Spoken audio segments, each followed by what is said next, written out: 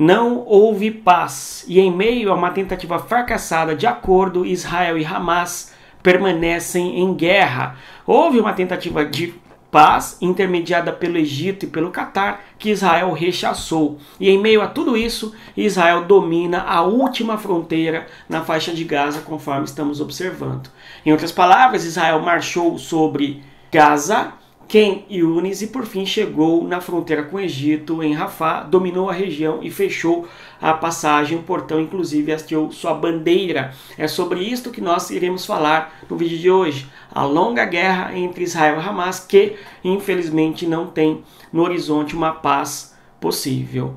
Mas antes, aqueles recados importantes que eu quero dizer para vocês. Compartilhe o nosso vídeo, divulgue para quem gosta aí de geopolítica e se inscreva no canal caso você não seja inscrito. Olá pessoal, tudo bem? Seja bem-vindo mais uma vez ao canal Respeito à Geografia. Eu sou o professor Éder falando com você a respeito de geopolítica.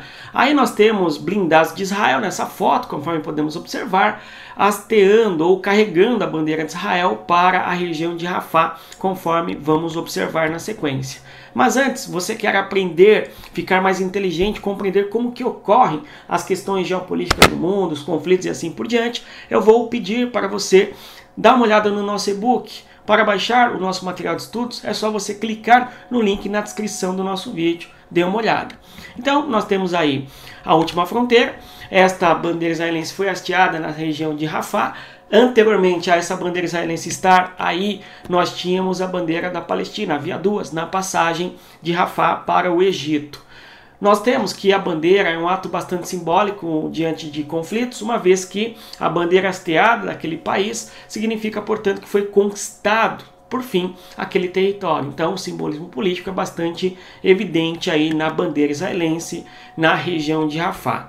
Aqui nós temos a marcha israelense sobre a faixa de Gaza, enfim, Israel toma Rafah e a proposta de paz envolvendo Hamas e Israel, que infelizmente não avançou. Mas antes, aqui, o mundo no mapa, observando aí o mapa importante da região da faixa de Gaza. Mas antes, um recado muito importante para você que gosta de geopolítica, que quer aprender, ficar mais inteligente, compreender tudo que ocorre no mundo.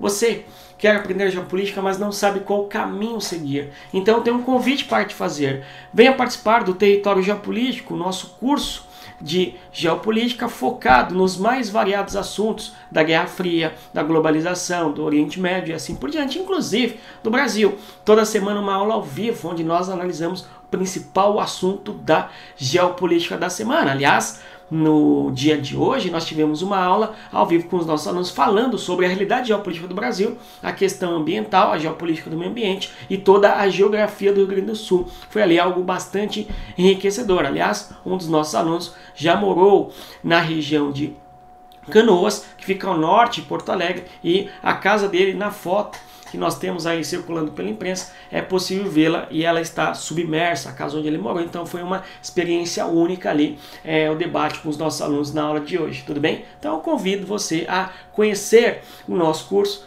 o link está na descrição do nosso vídeo e sem mais, vamos lá. O mundo no mapa, eu aumento o mapa para você observar a faixa de Gaza, certo? Aqui nós temos uma estreita faixa pequena de território, conforme sabemos, a cidade de Gaza. Depois, mais ao sul, nós temos a cidade de Khan Yunis e, por fim, aqui a cidade de Rafah. Nós vimos o exército israelense fazendo um empreendimento militar por estes caminhos, não é? Foram 3 frentes de ocupação na faixa de Gaza, na primeira fase da guerra, e o domínio total aí da região norte de Gaza. Inclusive, o pedido para que a população migrasse em direção ao sul.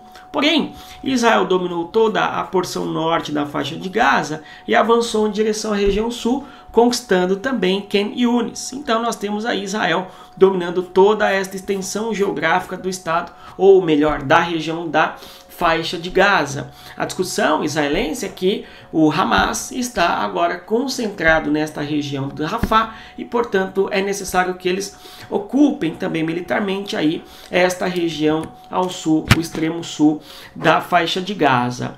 Aqui vale uma reflexão importante, uma recapitulação histórica recente, que é o ensaio que o Estado de Israel tem feito para marchar em direção à região de Rafah. E uma crítica internacional crescente em relação a Israel, inclusive o próprio Estados Unidos se posicionando contrário à operação do Estado de Israel na região de Rafah, na última fronteira. Conforme nós podemos observar no mapa, Rafah está na fronteira com o Egito. E, ao observarmos aí, é uma passagem importante, e foi uma passagem importante para a ajuda humanitária, desde o Egito em direção ao território da faixa de Gaza, em especial em Rafah, onde a população se concentra em grande quantidade. Lembrando que a faixa de Gaza tem uma população estimada em 2 milhões de habitantes, certo? E aí nós tivemos que parte considerável dessa população migrou em direção a Khan Yunis e também a Rafah, e ali se localiza. Nós temos aí inclusive uma foto aérea de dezembro de 2023 mostrando pra gente justamente a região de Rafah, né? E a foto que nós vamos ver na sequência também é da mesma região, o que nos mostra um aumento gigantesco de concentrações humanas, certo? Então são muitas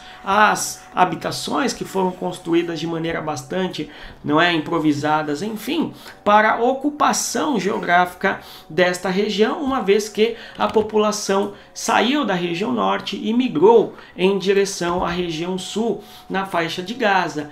E por causa dessa grande concentração humana, demográfica, na região da faixa de Gaza, existe uma tentativa por parte dos Estados Unidos de pressionar o Estado de Israel para que eles não avancem militarmente para a região da faixa, no caso aí a região de Rafah. Mesmo assim, Israel diz que alguns grupos, células do Hamas está concentrada nesta região e, portanto, é necessário uma operação militar nesta localidade, e Israel fez e tem levado adiante essa operação militar. Então, voltando na imagem, nós vemos aí todas essas regiões de vazios demográficos, foram ocupadas. Se nós observarmos bem na imagem, aqui só destacando que estas regiões aí vão ser ocupadas na sequência em decorrência do grande fluxo migratório para o sul, ok? Para Rafah. E por causa disso, um grande problema humano quando grande parte da população da faixa de Gaza está no meio do fogo cruzado, enfim.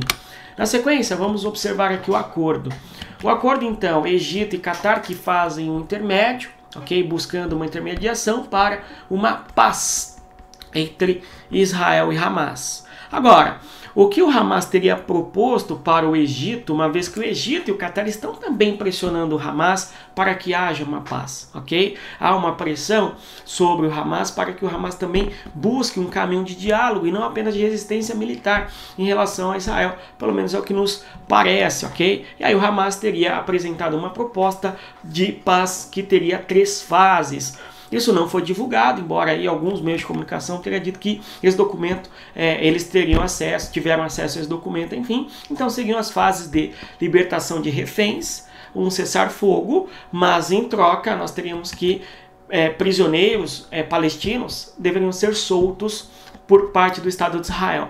É algo semelhante ao que já ocorreu aí nos 2 momentos de tréguas que nós tivemos ainda no começo da guerra, tudo bom? Do conflito, alguns vão chamar genocídio, blá blá blá, tudo bem? Então nós temos aí diversas interpretações dos mais variados lados, conforme nós sabemos, não é? Fato é que houve ali um cessar-fogo temporário e a libertação de reféns e também a troca por prisioneiros, tal, né? Conforme nós observamos. E lamentavelmente não avançaram os acordos de paz, né? Em decorrência, segundo se acusa Israel, de manter um ataque muito pesado sobre a faixa de Gaza e consequentemente afetar a vida de milhares de civis, conforme nós ouvimos aí. Por sua vez, o Estado de Israel dizendo que não, nós estamos bombardeando de maneira bem específica e precisa alvos militares e infelizmente existe a consequência civil, enfim, um debate bastante considerável, conforme sabemos, né? Bem, então a primeira fase seria essa. A segunda fase,